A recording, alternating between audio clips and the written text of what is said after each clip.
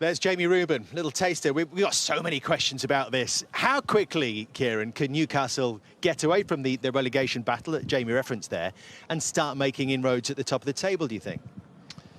A good way of judging it is everyone's talking about it looks like Steve Bruce is going to go and who's going to be the next manager. All the big hitters will want the job after that job, after the next manager. That's when Newcastle will really be sinking their teeth in. They'll have the infrastructure coming in place and they can attract players. So I'd say 2 to 3 seasons to get into Champions League football and start to push 100%. It's going to take a lot of money, though, isn't it? Let's just reference this. This is Chelsea and Manchester City. We've got some numbers to show you guys.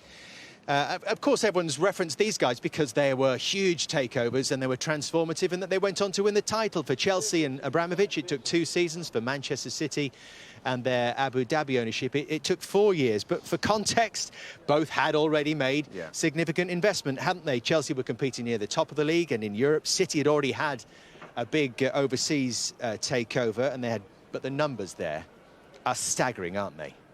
Yeah, to get teams who are already competing up to the top. And they're better teams than probably what this Newcastle team do. And yet, where you have to be really careful is that you've got to sign players that want to play for the shirt, not for the money. You don't want mercenaries. You don't want players that go, oh, yeah, I'll come up here, I'm going to get more money. Do you know many else. of them? David, why did you come here? Sorry? Why did you come here?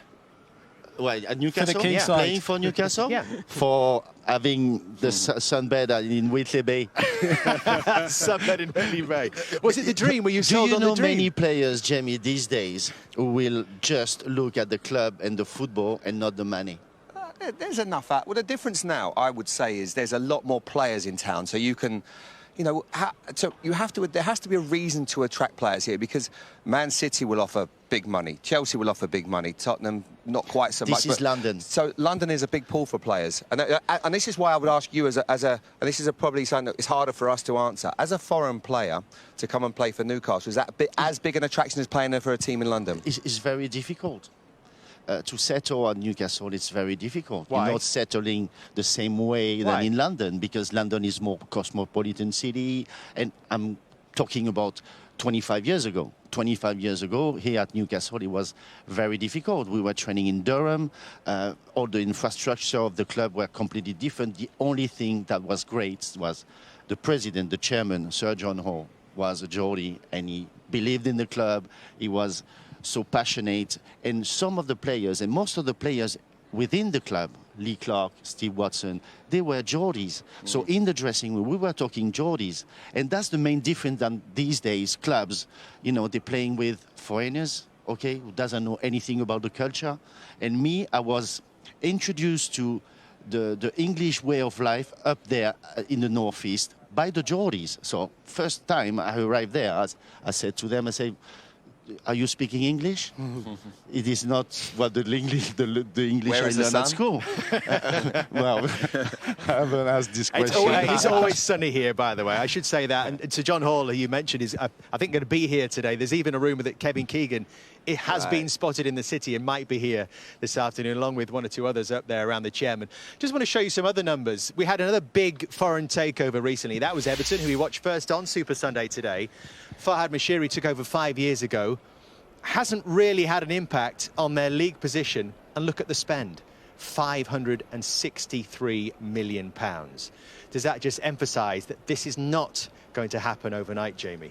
It's not, because if you're looking at the squad, this is not being disrespectful to the players here. You know, long term, how many of them are going to be here? How many are going to be starting in the team that the Newcastle fans dream of in the next 4 or 5 years? So that's going to cost a lot of money, a lot of investment. You have to be smart. You have to get a really good director of football, a manager that you trust that you're going to get the right players into the club, selling it in the way that David says as well. So there's so much to look forward to, but it's going to take time. There's going to be a lot of mistakes along the way. Is that the important thing, Kieran? Making those decisions, but making them in the right order as well? Recruitment's everything in a football club. Recruitment is everything, and that is quite damning on Everton, that type of money they have spent and there has been no improvement. And you've seen Benitez has come in, and probably their 2 gems are Townsend and Gray, who have set the world alight for Everton, and they cost basically nothing. I'm just thinking about all the agents around.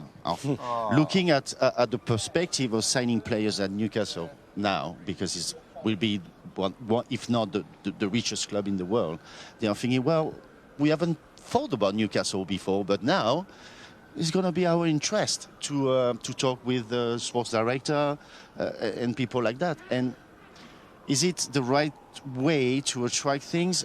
I'm not sure. I'm not sure. I will always put football first, but unfortunately these days, money comes first because it allows you to buy players, to win trophies, and this is how it goes.